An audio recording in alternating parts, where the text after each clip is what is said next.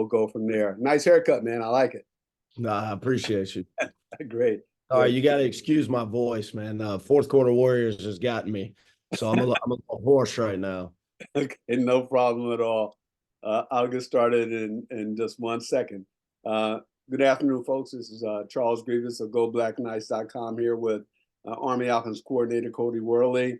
Hey, Cody, congrats once again on your promotion to offensive coordinator. I know it's an exciting time. So before we start talking about football, getting an offensive coordinator at this level is, in my opinion, a very big deal. It's a huge feat. Can you bring us inside the conversation you had with yourself and Coach Monken and relative to you being the OC, and what was your initial reaction? I mean, sure, like you said, it's a tremendous honor, and I'm very privileged to be in the position that I'm in. But really, how we got here and the backgrounds and the things that coming here in 2020, I was, asked or tasked with coming here to coach the quarterbacks and replacing a guy like Mitch Ware, who did such a phenomenal job coaching quarterbacks in our offense or this style of offense. And then, my background led me here. And then, the first 3 seasons, obviously, predominantly running a lot of the stuff that I was familiar with and had really had a lot of experience doing. And then this last year, obviously transitioning to the gun option and different schemes. And then just coming to the realization that, for us to be successful, there's things that we need to be able to do that fit us and fit our personality and fit our culture. And not that, like I said, sorry. But I think that the culture here and under Coach Monken's leadership and guidance kind of understood that we need to have some of the old element and having that boogeyman factor where, not a lot of teams are preparing for some of the stuff that we used to do and things that we can have a equalizer doing. But one of the things that's really important is, being you're better or different. And I think that there's merit for us. Like, we're talented enough to win every game, and Coach talks about that all the time. But we're not talented enough to just roll the balls out and play. Right. And we pride ourselves on that. And that's not a knock on that's not a knock on our program. It's not a knock on our kids. But we realize that we need, the boogeyman factor and some equalizer, and can't look like everybody else, so to speak. So that's kind of what came into fruition.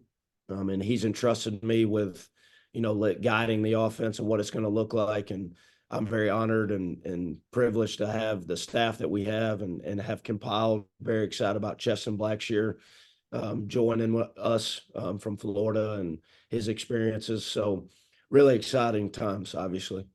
Fantastic. And, let's talk a little bit more about the football side of things, if you will.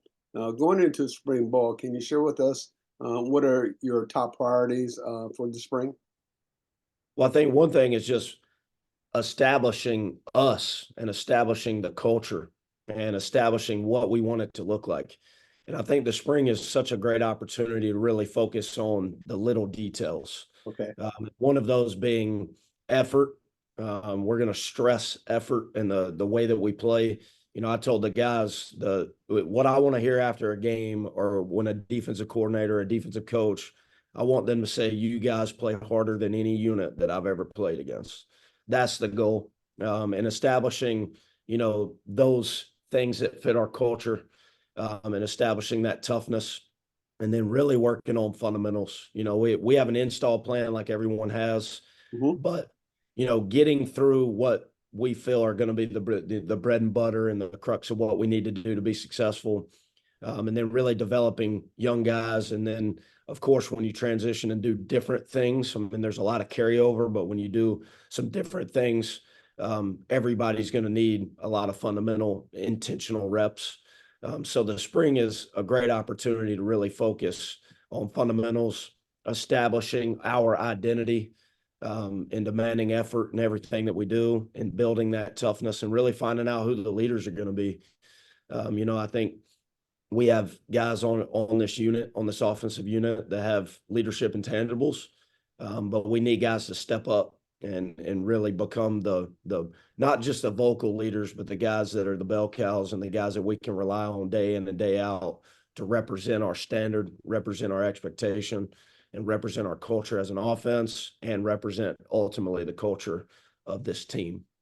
And you bring up a good point, just in terms of representing the culture and even providing leadership. This is obviously spring ball, but can you kind of give me the Reader's Digest version of what you envision in terms of depth going into spring ball? Obviously, we know some of the starters who are maybe projected already, but obviously you want to build depth as well. Can you give us a little look into that as well? Well, I mean, starting at the quarterback position, I think the guy everybody will talk about is Bryson Daly. Mhm. He's done a great job in leadership over the last couple months, kind of building into the spring, finishing our fourth quarter warrior program.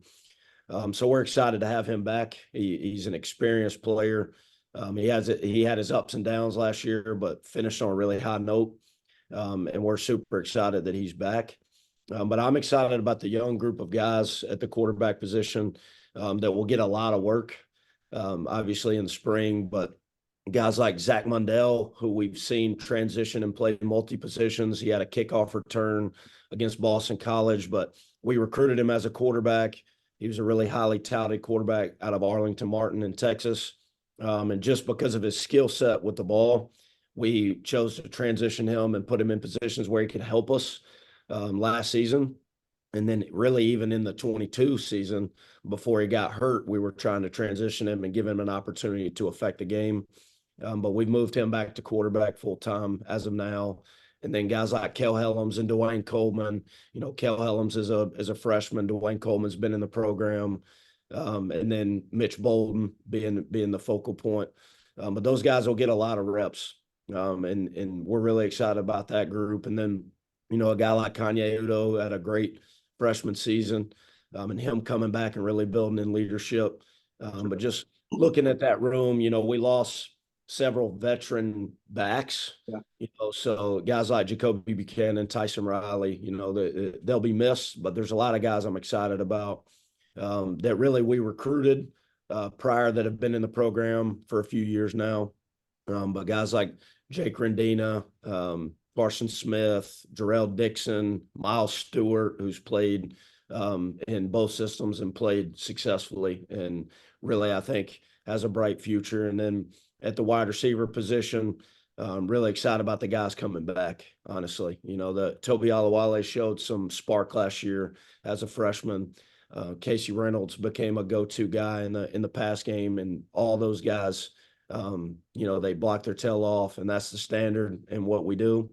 But there's guys like Cam Schur in that room, and then a lot of young guys, some freshmen that we need to see step up, and we'll get reps that we're excited about. But, the offensive line is a unit that is returning, a lot of guys.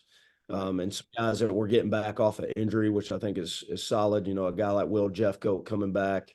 But we've got a lot of guys. Brady had a phenomenal season as a freshman center. Lucas Scott is tremendous. Booby Law, who's played a lot, is coming back. And then guys like Bill Katsianis. There's really, you look at the depth on the offensive line, there's some young guys that are still unproven. But there's a lot of depth at that position. Then they'll get a great opportunity to compete this spring. And then at the tight end position, losing a guy like Josh Lingenfelter, who played a lot of football here and was a tremendous player. But guys like David Crossan, who's transitioned over to the tight end position and played it last year exclusively and did a great job. But then the young guys, really excited about that freshman group. Parker Pulaski, Teddy Williams, Brian Dyer, some of those guys fitting into the mold. And then that group is really strong and has some depth. They're just unproven and haven't played. So that's really what the spring's all about. I mentioned a lot of young guys that we're excited about, but we've got to develop those guys and see what that looks like over the course. And then the last group, the slot group, a guy as dynamic like Noah Short, really dynamic and showed some spark last year. And then some young guys again, the Trey Benson, Samari Howard, David Clerk. And then we'll multi-train guys. I think that's super important in the spring. Like a guy like Liam Fortner, who played a lot of football last year. He's coming back at the wide receiver room. He did a phenomenal job, but there's guys that may, the spring is a great opportunity to see multi-positional, talent and see what guys can do and if they can be a fit and if they can maybe help us in different roles. But just developing, trying to get the best 11 on the field. Fantastic. And you answered a lot of questions that I didn't answer. So thank you so much for taking the initiative. But one final question, and Coach Monken talked about this a little bit in his presser earlier. But what is the distinction, or what will be the distinction between, quote unquote, your offense this year going into 2024 versus what we saw last year? I think in terms of, formationally, you will see us taking under center snaps. Right. But I think philosophically, the under center stuff allows you to, we want to be an option team. That is it combined with the power run aspect, but forcing a defense to defend every layer of the field, all quadrants of the field from sideline to sideline and in the pass game. But really just reestablishing the identity and getting back to basics, and then really having a fusion of things that were successful and things that we learned and we can build upon and things that we've done in years past as well. But really keeping it true to what we are and who we can be, and, being the tougher team, playing with superior effort, being fundamentally sound. Those are the things that are most important in our program, but we're going to run the football, and we want to be one of the most efficient passing units in the country. And when you run the football really well, it opens up opportunities to do that. So the other thing is you see who you are, you establish an identity, but what that looks like is subject to change. You look at the spring and you evaluate our talent and evaluate the roster and evaluate what we're good at. And then you build off of those things, moving into the summer, moving into fall camp. But I'm excited about it. I'm excited to see what these guys can do. I'm excited to hit the ground running tomorrow. And we'll find out, it's going to be a lot of fun. I know as a coach going into spring ball, you have high expectations, and we'll be ready to go tomorrow. But it'll be a process for a lot of guys, and that's part of it. And looking forward to developing those guys and seeing what we become, at least schematically coming out of the spring. Great. Well, you're not the only person excited. The Army fan base is really excited about spring ball and the upcoming season. The new schedule officially was put out today, so everyone's excited about that as well. So listen, best of luck to you going into the spring and the season. Thanks a lot again, Cody, for your time. We'll be seeing you soon. Yep, I appreciate you. Thanks, Charles. All right, buddy. Take care now. Bye-bye. You too. Thanks.